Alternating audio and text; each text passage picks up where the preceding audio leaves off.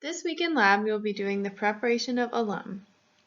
You'll be using scrap aluminum to produce alum, which has many uses, as you can see here. It's been used for aftershave, toner, and deodorants.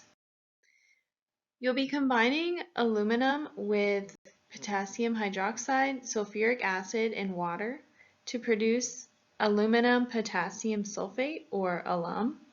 This reaction also produces hydrogen gas. So for our aluminum, we'll be using a can of soda, or a soda can. The procedure isn't too complicated. We'll be mixing aluminum with potassium hydroxide solution, and we will heat that solution for about 10 minutes until the can is fully dissolved. Then sulfuric acid will be added, and we'll take precautions with that because it is it can burn the skin very easily. Then we will filter the mixture and crystallize the alum that we produce, and it will turn into a white powdery substance like you see there on the bottom picture. So the calculations for this lab include calculating the percent yield of our product that we get. The percent yield is just the actual yield divided by the theoretical yield times 100%. So the actual yield is the exact mass that you obtain at the end of the experiment. And the theoretical yield is the amount of alum that you should produce based on how much aluminum you started with. So how do we calculate the theoretical yield? First, let's think about mass relations in a chemical equation. So usually you want to do a ratio of the molar masses of the reactant to the product. So for this lab, our reactant that we look at is aluminum, and the product is alum, or potassium aluminum sulfate. So for our reactant, the 2 in front of the aluminum in the chemical equation shows that there are 2 moles of aluminum. We can multiply that 2 by the molar mass of aluminum, which is 27, to get 54 grams per mole. So that's the molecular weight of all of the aluminum in this chemical reaction. For our product, we need to do a bit more because there are a lot of elements that make up this product. So first we'll think about the potassium. There are 2 moles of potassium designated by that 2. So we can multiply that times the molar mass, and we have 78 grams per mole of potassium. Next is aluminum, and that 2 carries over, so we again have 2 moles of aluminum, and that equates to 54 grams per mole. Next we have sulfur.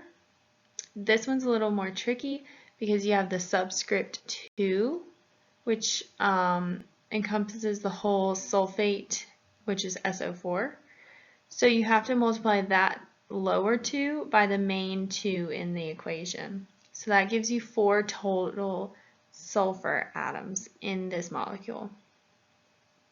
So we'll multiply that 4 times the molar mass of sulfur, and we will end with 128 grams per mole for sulfur. Next we have oxygen, and since there are 4 oxygens in sulfate, SO4, and then there are 2 sulfate molecules, so that gives you 8 oxygens.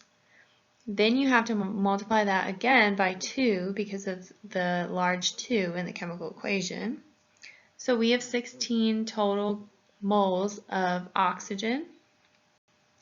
And so we're going to multiply that times the molar mass of oxygen, which is 16 grams per mole. And that gives us 256 grams per mole for our oxygen. And finally, we have water.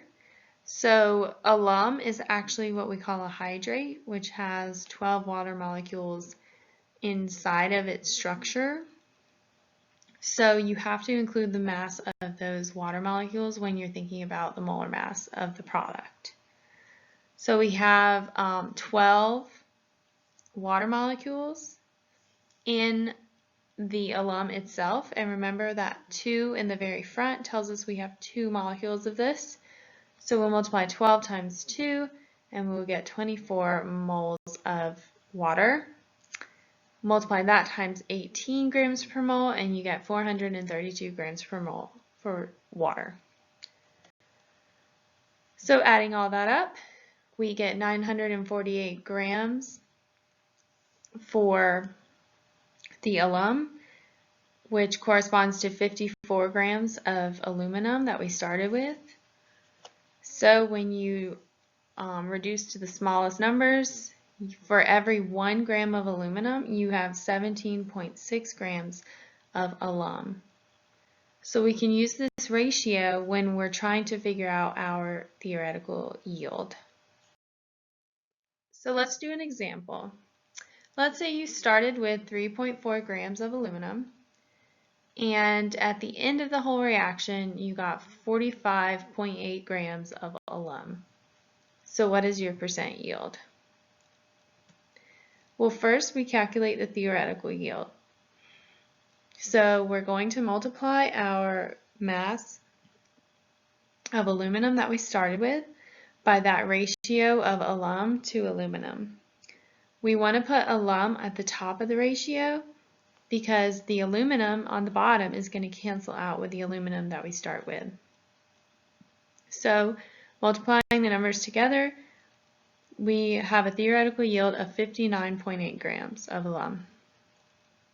To do the percent yield, you take the actual yield, which is, again, the amount of product that you ended with from the experiment, and divide by the theoretical yield that we just calculated. Multiply times 100, and you get 76.6% as your yield.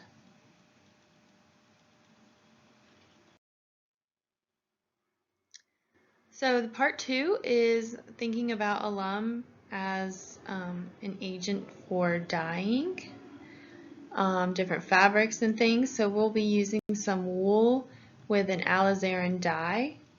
So one piece of wool will be treated with alum and the other will not be.